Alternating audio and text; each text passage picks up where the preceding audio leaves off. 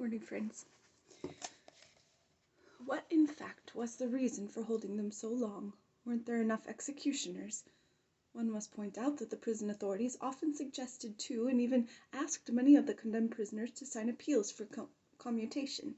And when prisoners objected strongly and refused, not wanting any more deals, they signed appeals in the prisoner's name. And at the very least, it took months for the papers to move through the twists and turns of the machine. A clash between two different institutions was probably involved. The interrogatory and judicial apparatus, as we learned from the members of the military collegium, they were one and the same, anxious to expose nightmarish and appalling cases. One could not impose anything less than a deserved penalty on the criminals, death. But as soon as the sentences had been pronounced and entered into the official record of interrogation and trial, the scarecrows now called condemned men no longer interested them. And in actual fact, there hadn't been any sedition involved, nor would the life of the state be affected in any way if these condemned men remained alive. So they were left entirely to the prison administration, and that administration, which was closely associated with Gulag, looked at prisoners from the economic point of view. To them, the important figures were not an increase in the number of executions, but an increase in the manpower sent out to the archipelago. And that is exactly the light in which Sokolov, the chief of the internal prison of the big house in Leningrad, viewed Strakovich, who finally became bored in the death cell and asked for paper and pencil for his scientific work. In a notebook he first composed on the interaction of a liquid and a solid moving in it, and then calculations for ballistas, springs and shock absorbers, and then the base of the theory of stability. They had already allotted him an individual scientific cell and fed him better, and questions began to come to him from the Leningrad front. He worked out for them volumetric weapons, fire against aircraft. And it all ended with Zahanov's commuting his death sentence to 15 years. The mail from the mainland was slow, but soon his regular commutation order came from Moscow, and it was more generous than Zahanov's, merely a tenor. An NP, a mathematician with the rank of assistant professor, was exploited by the interrogator Khrushchev. Yes, that same thief, for his personal ends. Khrushchev was taking correspondence courses, and so he summoned P from the death cell and gave him problems to solve in the theory of functions of a complex variable for Khrushchev's assignments, and probably they weren't even his either. So what did world literature understand about pre-execution suffering? Finally, we learn from a story of C.H. that a death cell can be used as an element in interrogation, as a method of coercing a prisoner. 2 prisoners in Krasnoyarsk who had refused to confess were suddenly summoned to a trial, sentenced to the death penalty, and taken to the death cell. C.H. said they were subjected to a staged trial, but in a context in which every trial is staged, what word can we use to distinguish this sort of pseudo-trial from the rest? A stage on a stage, or a play within a play, perhaps. They let them get a good swallow of that death-like life, and then they put in stoolies who were allegedly sentenced to die also, and who suddenly began to repent, having been so stubborn during interrogation, and begged the jailer to tell the interrogator that they were now ready to sign everything. They were given their confessions to sign, and then taken out of the cell during the day, in other words, not to be shot. And what about the genuine prisoners in that cell who had served as the raw material for the interrogator's game? They no doubt experienced reactions of their own when people in there repented and were pardoned. Well, of course, but those are the producer's costs, so to speak. They say that Konstantin Rokossovsky, the future marshal, was twice taken into the forest at night for a supposed execution. The firing squad leveled its rifles at him, and then they dropped them, and he was taken back to prison. And this was also making use of the supreme measure as an interrogator's trick. But it was all right, nothing happened, and he is alive and healthy and doesn't even cherish a grudge about it. And almost always a person obediently allows himself to be killed. Why is it that the death penalty is such a hypnotic effect? Those pardoned recall hardly anyone in their cell who offered any resistance, but there were such cases. In the Leningrad Kresty prison in 1932, the prisoners sentenced to execution took the jailers' revolvers away and opened fire. Following this, a different approach was adopted. After peering through the peephole to locate the person they wanted to take, they swarmed into the cell, 5 armed jailers at a time, and rushed to grab their man. There were 8 prisoners under sentence of death in this cell, but every one of them, after all, had sent a petition to Kalinin, and everyone expected a commutation. And therefore, you today, me tomorrow. They moved away and looked on indifferently while the condemned man was tied up, while he cried out for help, while they shoved a child's rubber ball into his mouth. Now, looking at that child's ball, could one really guess all its possible uses? What a good example for a lecture on the dialectical method. Does hope lend strength, or does it weaken a man? If the condemned man in every cell had ganged up on the executioners as they came in and choked them, wouldn't this have ended the execution sooner than appeals to the All-Russian Central Executive Committee? When one is already on the edge of the grave, why not resist? But wasn't everything foredoomed anyway, from the moment of arrest? Yet all the arrested crawled along the path of hope on their knees, as if their legs had been amputated. Vasily Grigoryevich Vlasov remembers that night after he'd been sentenced, when he was being taken through Dark Katy, and 4 pistols were brandished on 4 sides of him. His main thought was, what if they shoot right now as a provocation, claiming I was trying to escape? Obviously, he didn't yet believe in his sentence. He still hoped to live. They confined him in the police room. He was allowed to lie down on the desk to sleep, and 2 or 3 policemen kept continuous guard by the light of a kerosene lamp. They talked among themselves.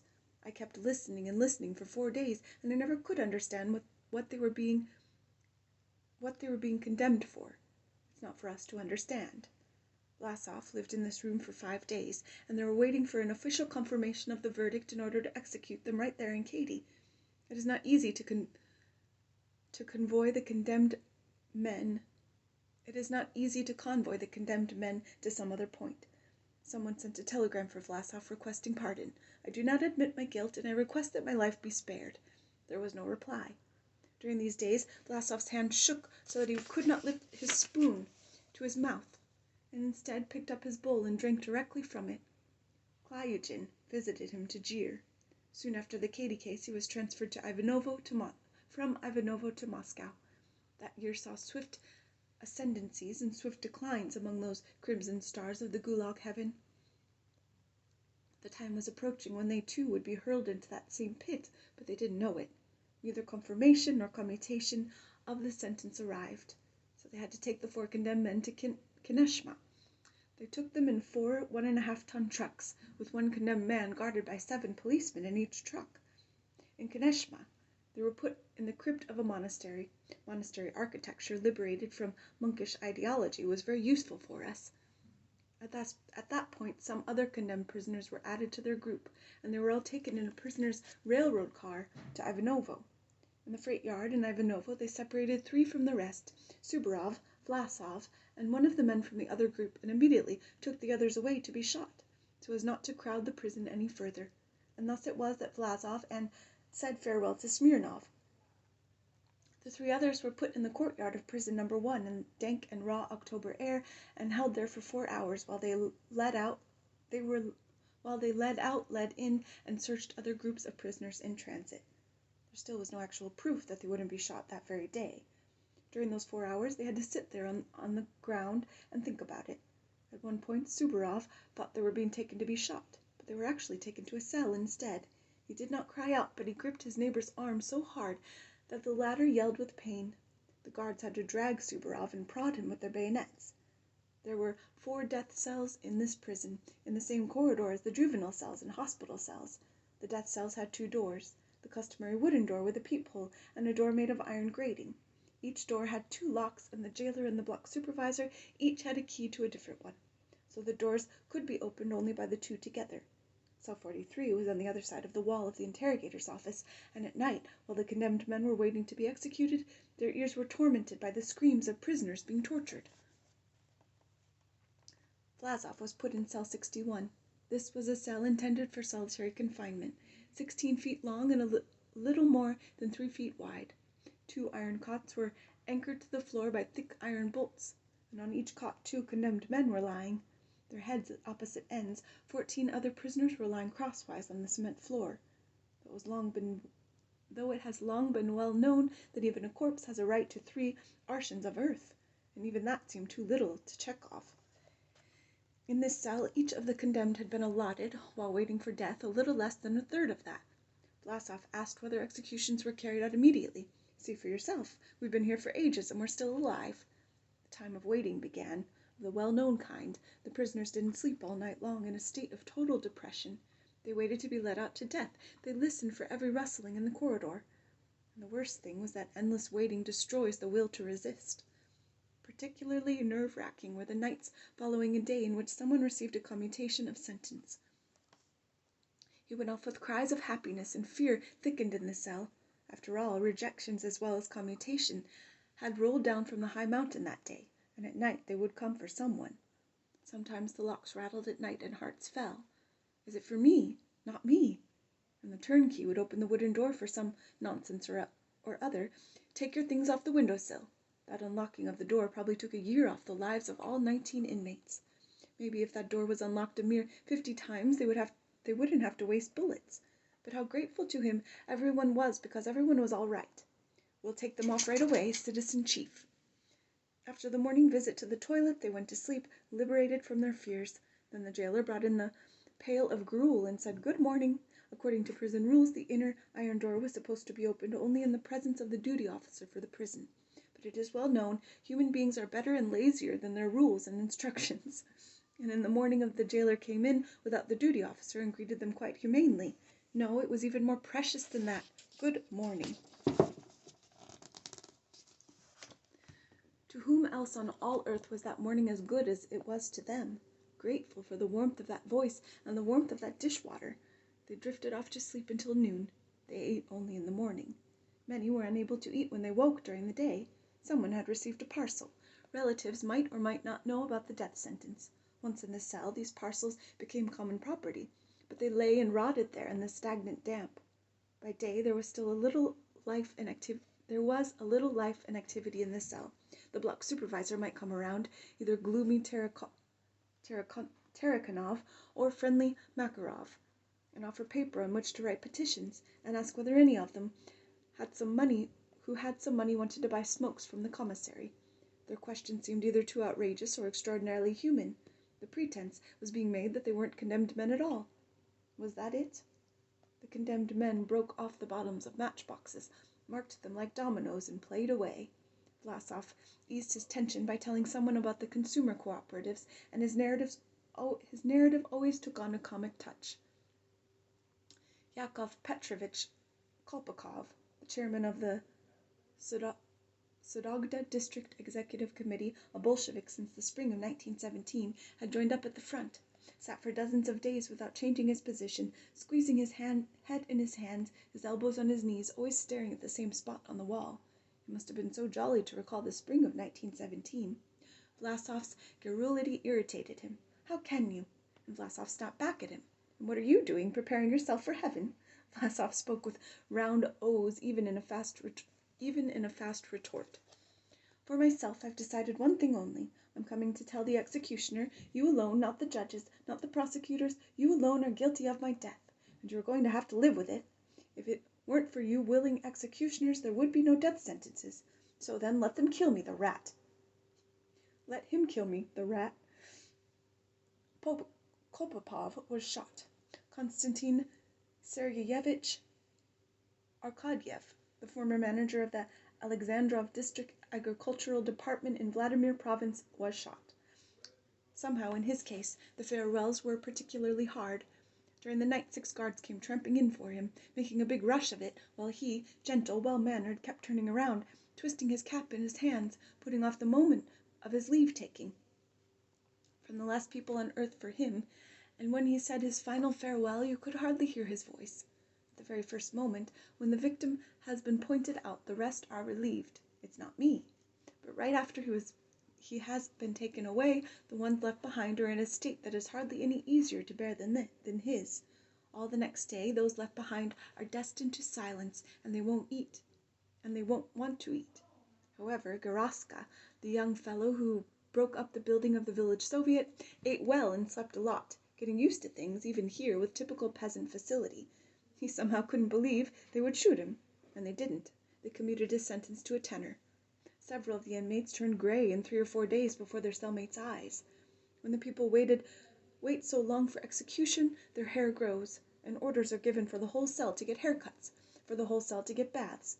Prison existence goes on without regard to sentences.